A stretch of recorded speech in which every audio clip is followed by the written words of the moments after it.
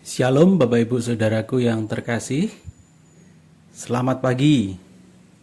Di minggu pagi ini, tanggal 22 Agustus tahun 2021, kita masih dalam suasana ibadah di rumah saja. Di minggu biasa, pada bulan Pendidikan Kristen dan Kebangsaan ini, kita akan merenungkan firman Tuhan yang diambil dari Matius 15, ayat yang pertama sampai yang ke-20, dengan judul Mendidik untuk Memberi Makna Ulang. Bapak, Ibu, dan Saudara yang terkasih di dalam nama Tuhan Yesus Kristus, seorang ayah pada suatu hari merasa gemas karena melihat anaknya begitu manja dengan berbagai macam fasilitas yang sudah tersedia. Ternyata hal itu tidak mendorongnya bersemangat dalam belajar. Untuk memotivasi anaknya, sang ayah mencoba menceritakan pengalaman-pengalaman baik yang pernah dialaminya ketika masih di bangku sekolah. Sang ayah mulai bercerita bagaimana perjuangannya untuk dapat bersekolah dimulai dari bangun lebih pagi dan berangkat ke sekolah dengan berjalan kaki, melewati jalan setapak yang berliku dan gelap karena masih dini hari, dan bersiap berjumpa dengan binatang buas setiap saat. Sang ayah dengan bangga menceritakan bagaimana ia bersama-sama dengan teman-temannya berhasil menyelesaikan studi dengan baik, meskipun beberapa orang di antara teman-temannya harus berhenti di tengah jalan karena tidak sanggup melewati tantangan alam yang begitu hebat. Sang ayah berharap cerita tersebut dapat menginspirasi anaknya agar lebih bersemangat. Paling tidak, sang anak dapat bersyukur bahwa segala fasilitas yang dipunyainya saat ini lebih baik daripada apa yang pernah dialami oleh ayahnya. Namun dengan sangat ringannya sang anak menjawab, "Itu kan dulu, zamannya ayah, sekarang kan sudah beda." Sang ayah hanya dapat tertegun mendengar jawaban anaknya. Bapak Ibu Saudaraku yang terkasih di dalam nama Tuhan Yesus Kristus, tidak bisa kita hindari bahwa proses belajar mengajar selalu berhadapan dengan konteks yang dinamis dari masa ke masa. Ketika proses pewarisan pengetahuan berbenturan dengan konteks yang berbeda, bisa jadi pengajaran tersebut menjadi sangat tidak bermakna. Karena itu butuh dijembatani agar tidak tercipta kesenjangan-kesenjangan yang semakin besar. Untuk itu di dalam proses pendidikan dan pengajaran tentang berbagai macam penemuan perlu dilengkapi dengan pemahaman yang baik tentang konteksnya masing-masing.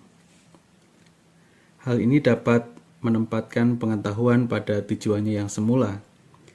Pada saat yang sama, generasi-generasi berikutnya mempunyai ruang yang cukup dengan kesempatan yang seluas-luasnya agar mereka dapat mengembangkan diri dan pengetahuannya dengan inovasi-inovasi terbaru sesuai dengan konteks yang sedang dihadapi.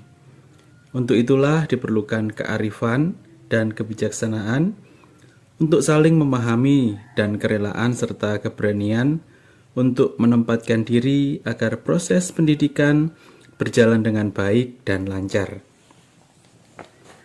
Bapak Ibu Saudaraku yang terkasih di dalam nama Tuhan Yesus Kristus, pertanyaan orang Farisi dan ahli Taurat sangat bisa dipahami ketika mereka menanyakan kepada Yesus bahwa mengapa murid-muridnya melanggar adat istiadat nenek moyang dengan makan dengan tangan tidak dibasuh sebelum makan. Bagi mereka, hukum tentang kenajisan wajib untuk ditaati. Setiap kali sebelum makan, mereka harus membasuh tangan terlebih dahulu sebagai simbol penyucian. Jika ritual tersebut tidak dilakukan, maka bisa dipastikan mereka adalah orang-orang yang telah menajiskan diri. Tercipta sebuah standar moral kalau kesucian ditunjukkan dengan tangan yang dibasuh. Telah ada tolok ukur yang pasti bahwa mereka yang tidak membasuh tangannya sebelum makan berarti najis. Ketentuan tersebut ternyata mengarah kepada sebuah penilaian yang bermuara kepada penghakiman. Terdapat kategori hitam dan putih dalam sebuah keputusan.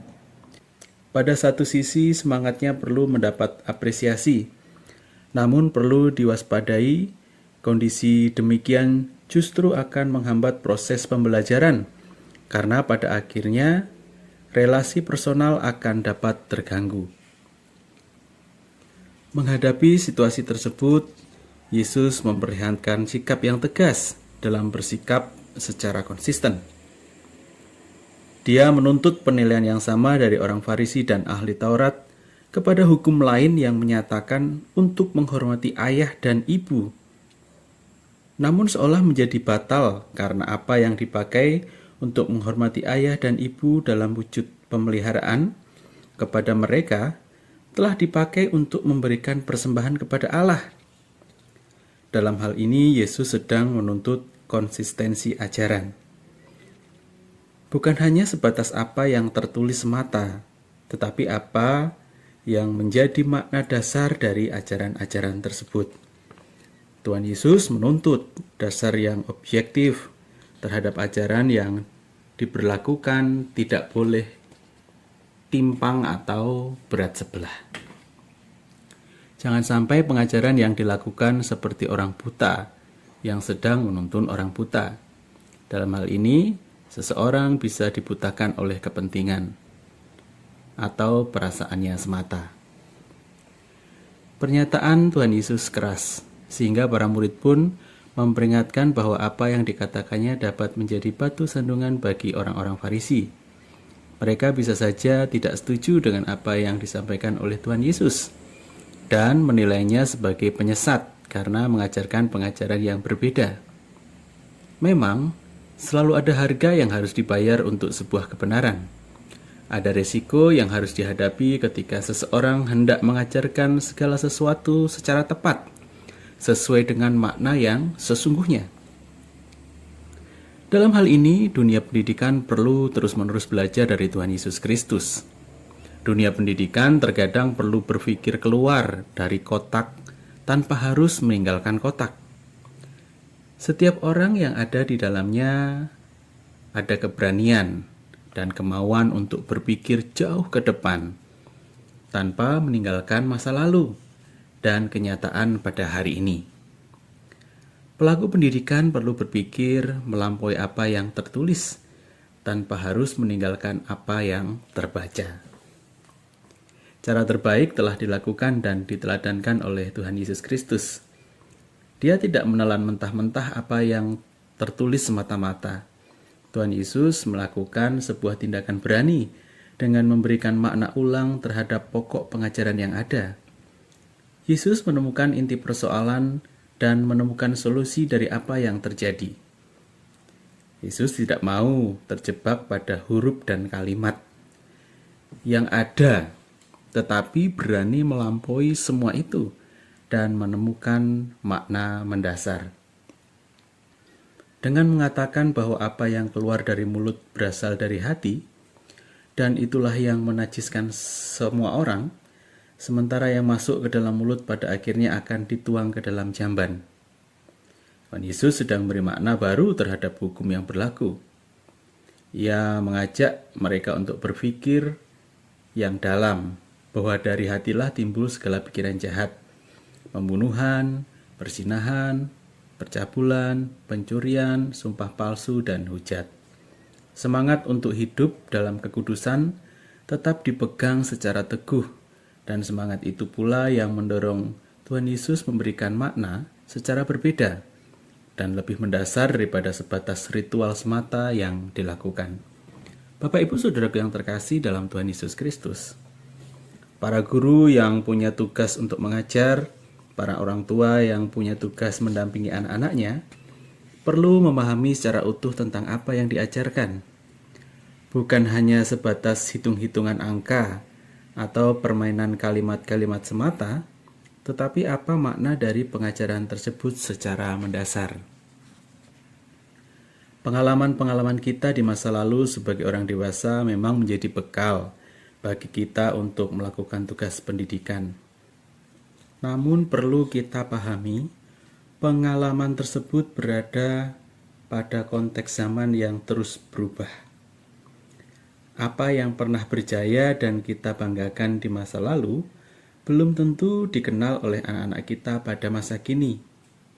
Para orang dewasa, para guru perlu terus-menerus membekali diri dengan konteks zaman pada saat ini.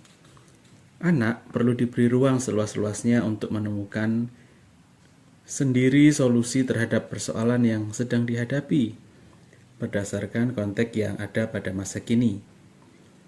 Cerita masa lalu sebatas sebuah inspirasi saja bagi mereka agar tidak putus asa di dalam menjalani kehidupan. Pengalaman-pengalaman baik yang berasal dari masa lalu diceritakan kembali dalam semangat kekinian, sehingga pesan-pesan pentingnya dapat tetap terserap dan dipahami oleh mereka yang berhadapan dengan konteks zaman pada saat ini. Bukan tentang gelapnya malam dan lelahnya berjuang untuk mendapatkan ilmu pada masa lalu, namun semangat perjuangan itulah yang hendak kita wariskan kepada generasi berikutnya. Saatnya memberi makna ulang terhadap pengalaman yang pernah kita alami dalam kacamata yang lebih modern, sehingga pesan moral tetap dapat terekam dengan baik kepada generasi masa kini dan menjadi teladan. Sebagaimana Yesus yang tidak mau terjebak pada pemaknaan harafiah semata, namun menemukan dasar dari pengajaran tentang kekudusan. Hal yang sama hendak kita lakukan pada masa kini. Ajarkan kepada anak-anak untuk tangguh dalam menjalani kehidupan dengan memanfaatkan segala fasilitas dan teknologi yang ada, sehingga nilai-nilai kemanusiaan tetap dijunjung tinggi sebagai ciptaan yang mulia tanpa harus diperbudak oleh fasilitas yang ada. Tuhan Yesus memberkati kita semua. Amin.